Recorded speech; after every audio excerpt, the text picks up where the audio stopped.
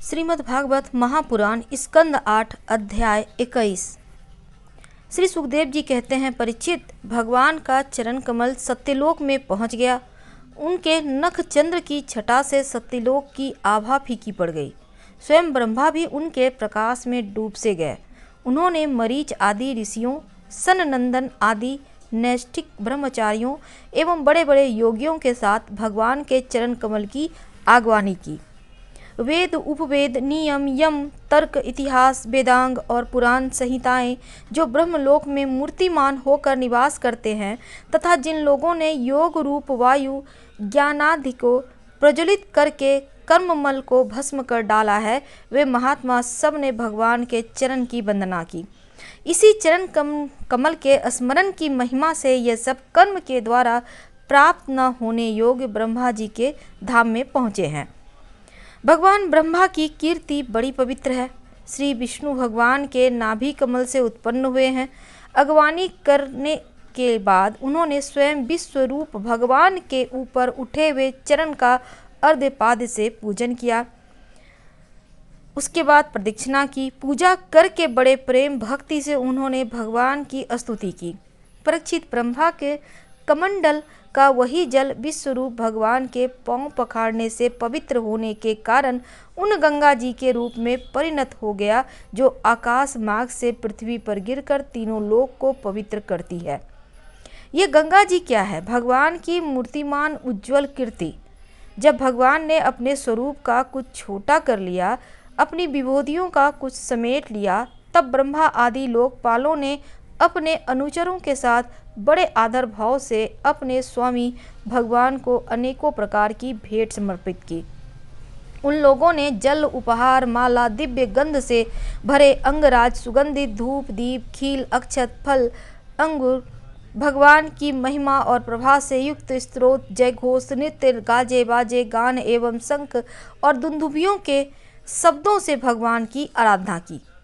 उस समय ऋक्षराज जाम्बवान मन के समान वेग से दौड़कर सब दिशाओं में भेरी बजा बजा कर भगवान की मंगलमय विजय की घोषणा कराए।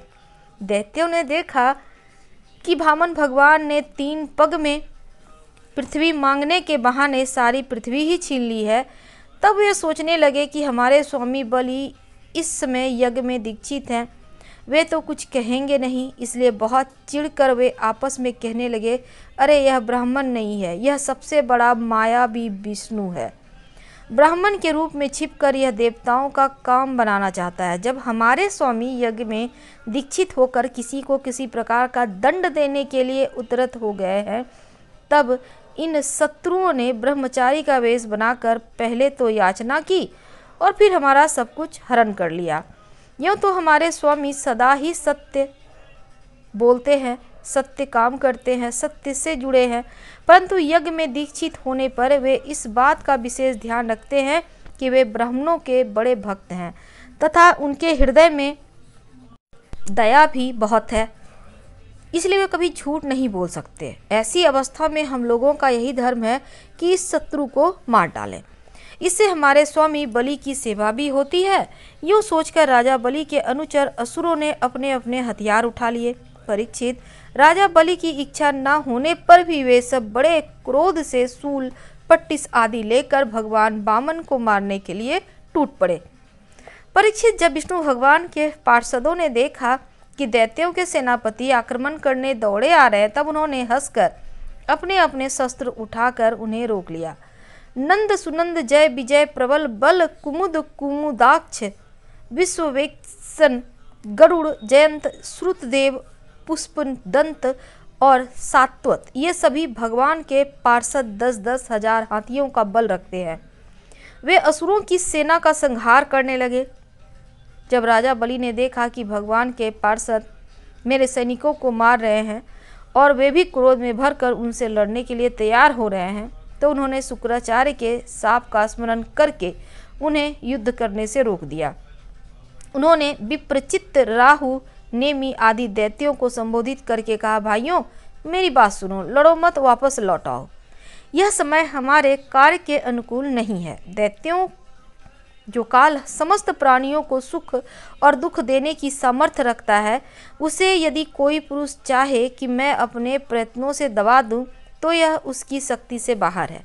जो पहले हमारी उन्नति और देवताओं की अवनति के कारण हुए थे, वही काल भगवान अब उनकी उन्नति हमारी अवनति के कारण हो रहे हैं। बल, मंत्री, बुद्धि, दुर्ग, मंत्र, औषधि और समाधि उपाय, इनमें से किसी भी साधन के द्वारा अथवा सबके द्वारा मनुष्य काल पर विजय नहीं प्राप्त कर सकता। जब दैव तुम लोगों के अनुकूल था, तब तुम लोगों ने भगवान के इन पार्षदों को कई बार जीत लिया, पर देखो आज वे ही युद्ध में हम पर विजय प्राप्त करके सिंहनाद कर रहे हैं। यदि दैव हमारे अनुकूल हो जाएगा तो हम भी इन्हें जीत लेंगे। इसलिए उस समय की प्रतीक्षा करो जो हमारी कार्य सिद्धि के लिए अनुकूल हो। श्री सुखदेव जी कहते हैं, परीक्षित, अपने स्वामी बलि की बात सुनकर भगवान के पार्षदों से हारे हुए दानव और दैत्य सेनापति रसातल में चले गए। उनके जाने के बाद भगवान के हृदय की बात जानकर पक्षीराज गरुड़ ने वरुण के पासों से बलि को बांध दिया। उस दिन उनके अश्वमेघ यज्ञ में सोमपान होने वाला था। जब सर्वशक्तिमान भगवान विष्णु ने बलि को इस प्रकार बंधवा दिया, तब पृथ्वी, आकाश और समस्त दिशाओं में लोग हाय हाय करने लगे। यद्यपि बलि वरुण के पासों से बंधे हुए थे, उनकी संपत्ति भी उनके हाथों से निकल गई, फिर भी उनकी बुद्धि निश्चयात्मक थी और सब लोग उनके उदार यशगान कर रहे थे।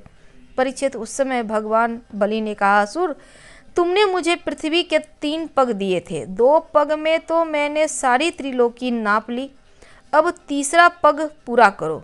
जहाँ तक सूर्य की गरिमा पहुँचती है, जहाँ तक नक्षत्रों चंद्रमा की किरणें पहुँचती है और जहाँ तक बादल जाकर बरसते हैं, वहाँ तक की सारी पृथ्वी तुम्हारे अधिकार में थी। तुम्हारे देखते ही देखते मैंने अपने एक पैर से भूलोक, शरीर से आकाश और दिशाएं, दूसरे पैर से स्वर्गलोक नाप लिया है। इस प्रकार तुम्हारा सब कुछ मेरा हो चुका है। फिर भी तुमने जो प्रतिज्ञा की थी उसे पूरा न कर सकने के कारण अब तुम्हें नरक में रहना पड़ेगा। तुम्हारे गुरु की तो इस विषय में सम्मति है ही। अब जाओ, तुम नरक में प्रवेश करो। जो याचक को देने की प्रतिज्ञा करके मुकर जाता है और इस प्रकार उसे धोखा देता है, उसके सारे मनोरथ व्यर्थ होते हैं। स्वर्ग की बात तो दूर रही, उसे नरक में गिरना पड़ता है। तुम्हें इस बात का बड़ा घमंड था कि मैं बड़ा धनी हूँ। तुमने मुझसे जो मांगा मैं दूंगा, ऐसी प्रतिज्ञा करके फिर धोखा दे दिया। अब तुम कुछ वर्षों तक इस झूठ का फल नरक भोगो। श्रीमद् भागवत महापुराण स्कंद 8 अध्याय 21 समाप्त हुआ। अगले अध्याय में हम आपसे कल मिलेंगे। अभी हम आपसे विदा लेते हैं। हर हर महादेव। पसंद आ रहा हो तब लाइक कर सब्सक्राइब करें, शेयर करें, कमेंट करें। धन्यवाद। हम फिर मिलेंगे।